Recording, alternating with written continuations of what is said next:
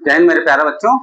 अब देखिए हम 90 और 0 डिग्री का त्रिकोणमितीय अनुपात निकालने जा रहे हैं। थोड़ा सा कॉम्प्लिकेटेड कॉन्सेप्ट है, आप इसको ध्यान से समझिएगा, समझ में आ जाएगा। ठीक है, अब हम एक ऐसा ट्राइंगल बना रहे हैं, ठीक है, ट्राइंगल ABC, ठीक है, जो राइट एंगल ट्राइंगल है और इसमें एक एंगल 0 डिग्री का है। ठीक, तो आप जानते हैं कि ट्राइंगल के तीनों इंटरनल एंगल का सम कितना होता है, 180 होता है। तो अगर एक एंगल 0 डिग्री का हो गया तो बाकी दोनों एंगल कितने कितने के होंगे, 90 और 90 के होंगे।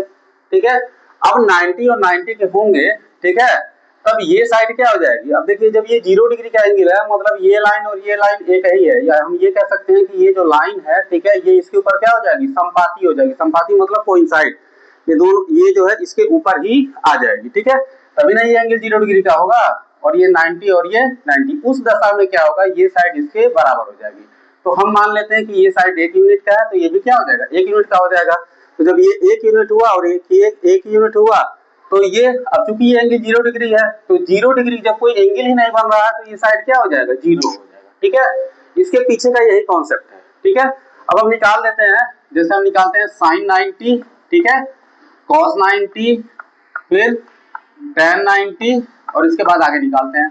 तो साइन बराबर क्या होता है, आप जानते हैं, परपेंडिकुलर अपॉन हाइपोटेनस, मतलब कि लंब बटे आधार। ठीक है, अब ये 90 डिग्री देखिए, 90 डिग्री के सामने का साइड हो गया लंब, ठीक है, और हाइपोटेनस, हाइपोटेनस कर्ण होता है। ठीक है, तो 1/1 कितना हो गया, 1 हो गया। ठीक है, cos 90 बेस अपॉन हाइपोटेनस, मतलब कि आधार बटे कर्ण। अब आधार इस 90 डिग्री के लिए आधार कौन हो जाएगा, ये BC, BC कितना है, 0, 0/1 कितना हो गया, 0। tan 90 लंब बटे आधार, ठीक है, मतलब कि बेस परपेंडिकुलर अपॉन बेस। ठीक है, तो लंब कितना है, 1 है, और आधार कितना है, 0, तो 1/0, ये क्या होता है, नॉट डिफाइंड, क्या हो जाता है, नॉट डिफाइंड। ठीक है, या इसको कभी कभी हम इनफाइनाइट भी लिखते हैं। ठीक है, ये कॉन्सेप्ट नॉट डिफाइंड का अनडिफाइंड का क्या होता है मैं आपको बताऊंगा। उसके बाद आ जाता है cot 90, तो cot 90 क्या हो जाएगा, सीधे tan का उल्टा हो जाएगा, मतलब 0/1 क्या हो गया, 0 हो गया।